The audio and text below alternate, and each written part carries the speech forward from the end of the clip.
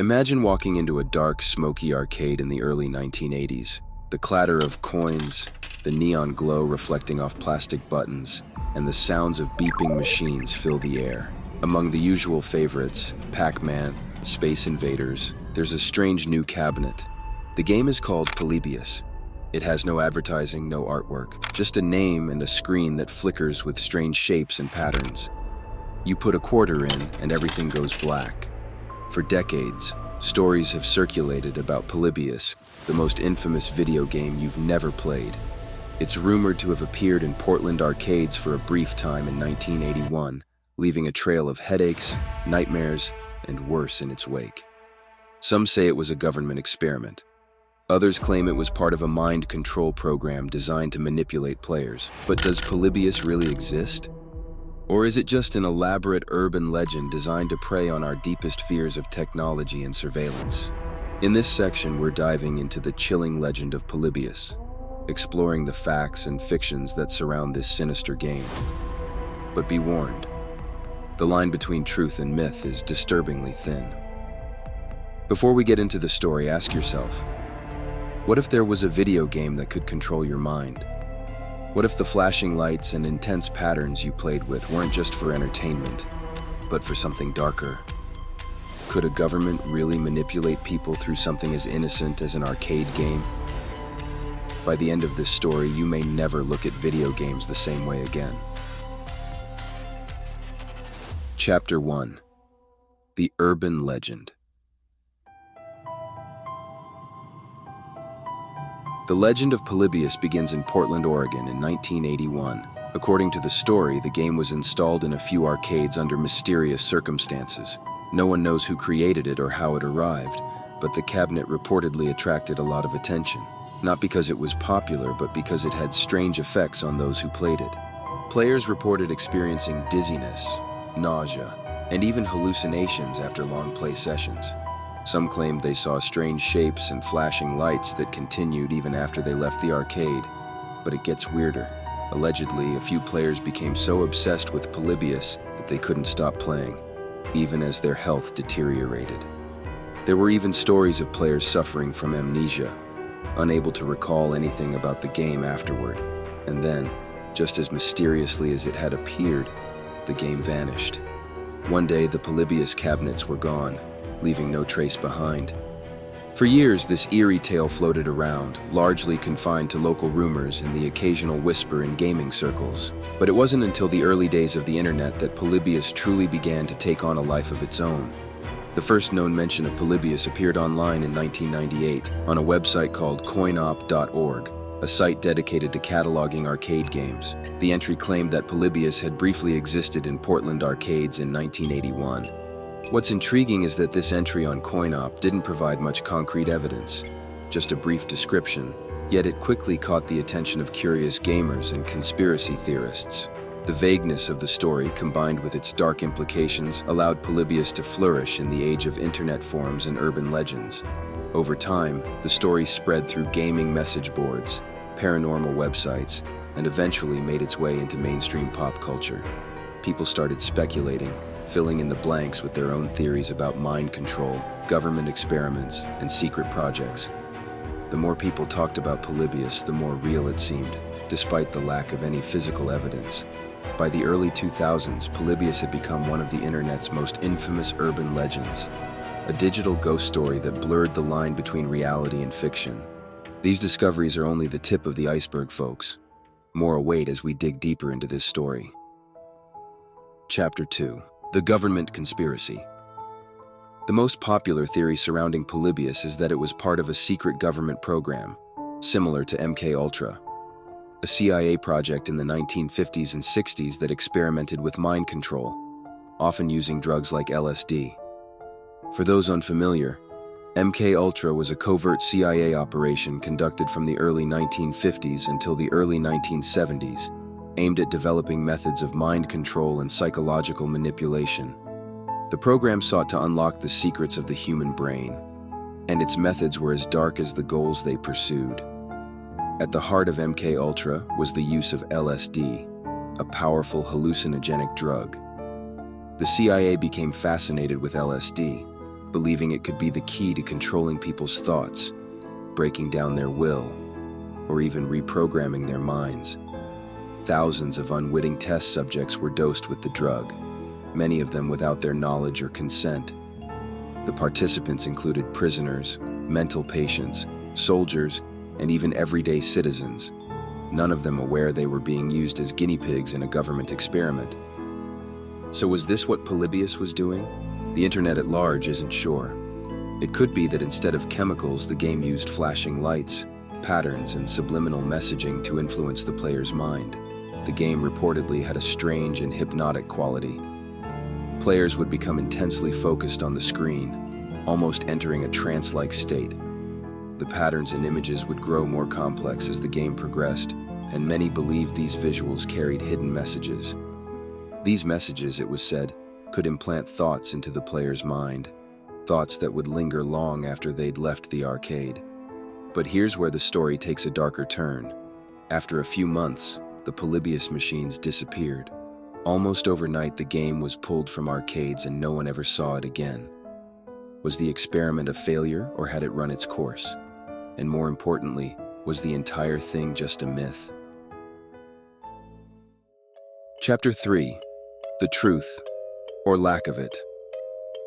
Now here's where we have to separate fact from fiction. To this day, no physical evidence of Polybius has ever been found. There are no arcade owners who can definitively confirm that the game ever existed, no photos of the cabinet, and no one has produced an actual Polybius machine. Despite the detailed accounts from various people who claim to have played it or seen it, the game remains elusive.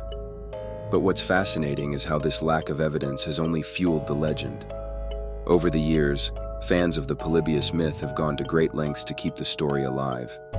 Some have even created their own Polybius cabinets, crafting replicas of what they imagined the original machine would have looked like.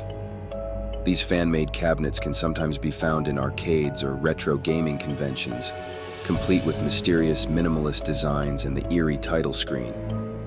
While these are clearly homages and not original machines, they blur the line between reality and fiction, making the story of Polybius feel more tangible. Then there's the rise of Polybius-inspired fan games. In the early 2000s, several indie developers created versions of Polybius based on the rumors, complete with flashing lights, hypnotic patterns, and disorienting gameplay. These games were often designed to mimic the supposedly dangerous effects of the original legend, causing headaches, nausea, and even hallucinations for players who dared to dive in for too long. These fan games often circulated on obscure websites, adding to the mystique of Polybius as an arcade game that shouldn't exist but somehow keeps appearing. However, the most prominent modern example is the Polybius game developed by Jeff Minter of Llamasoft, which was released on PlayStation 4 and PlayStation VR in 2017.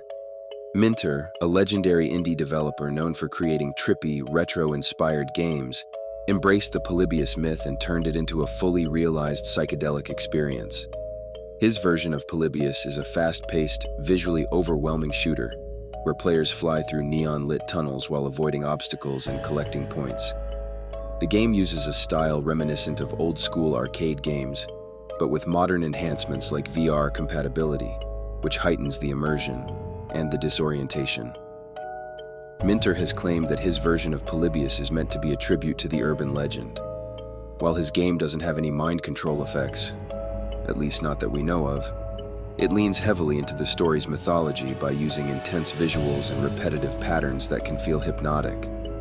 The release of Polybius on such a major platform as PlayStation VR gave new life to the legend, drawing in players who may not have been familiar with the myth but were intrigued by the bizarre backstory.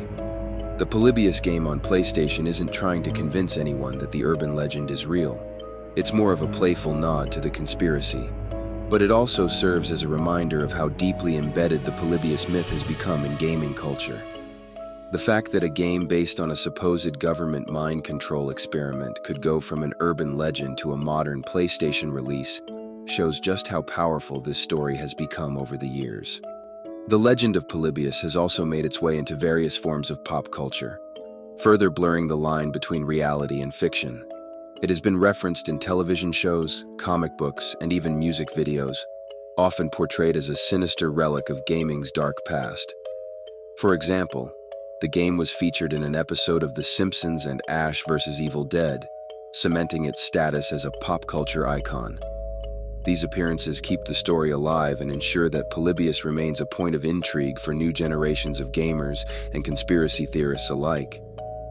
What's fascinating is that Polybius seems to thrive on its own mystery. Every fan-made cabinet, indie game, or pop culture reference adds a layer of credibility to the myth, even though no evidence has ever been produced to prove that the original Polybius existed.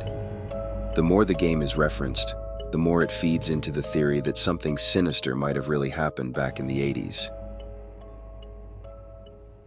Chapter 4. The Prediction Come True. Whether or not Polybius is real, the story speaks to something deeper. The idea of a video game that can control your mind taps into one of our most primal fears, the fear of losing control. It's a fear rooted in the human psyche, being manipulated without your knowledge, having your thoughts, emotions, or even actions controlled by an outside force. This is the foundation of many dystopian fears, from Orwell's 1984 to the chilling real-world experiments of MKUltra. The 1980s was a time when the psychological effects of video games were just starting to be explored. The rapid rise of arcade games sparked both excitement and concern. On the one hand, these games were revolutionary, interactive entertainment that could pull players into fully immersive worlds. But on the other hand, there was growing anxiety among parents, psychologists, and the media about what these games were doing to children's minds. With fewer than 600,000 people, the city has 4,000 to 5,000 video games, not just in arcades, but also in drugstores, pizza parlors, supermarkets. In some sections of the city, we have a machine or two machines and sometimes three machines in virtually every single corner store in a neighborhood. City officials today announced that video games no longer will be licensed in residential areas, only in commercial and industrial neighborhoods. Officials say they are responding to complaints from parents that children have skipped school or stolen money to play the games and made a nuisance of themselves. Under the new regulations, licenses for about half the video games already in Boston are unlikely to be renewed, including those in the basement of the South Boston Martial Arts Academy. Parents began to worry that these games were too engrossing, pulling their children away from homework, outdoor activities, and social interactions.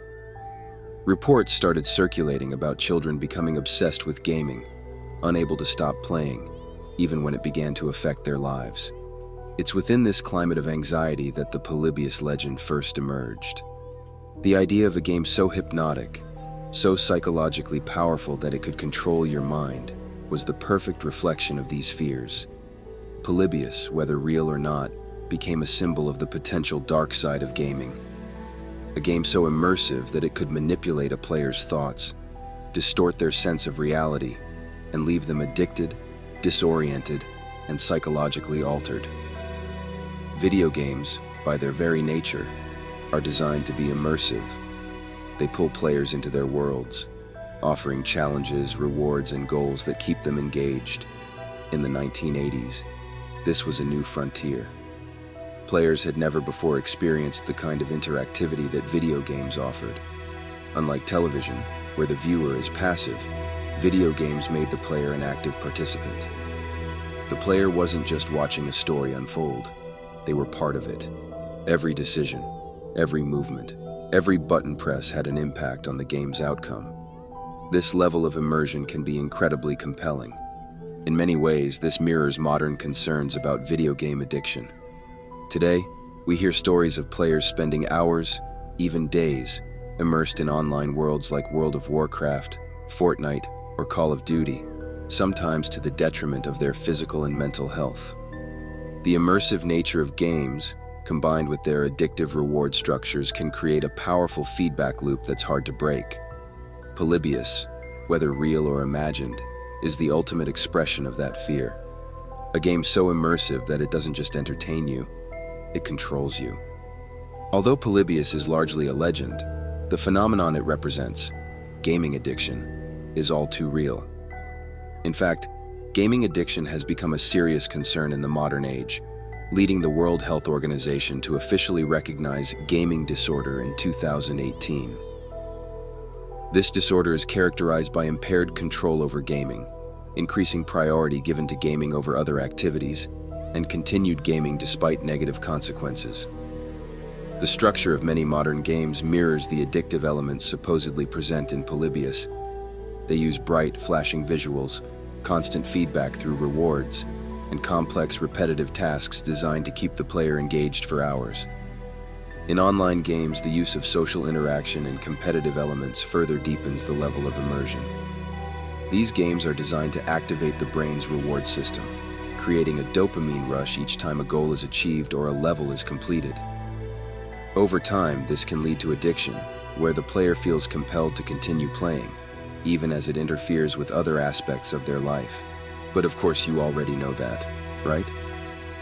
We all know by now most of today's games are engineered by companies to maximize player engagement, and, in many cases, profits. The parallels are striking. Both are designed to keep players hooked, to draw them into a world where time and reality can blur.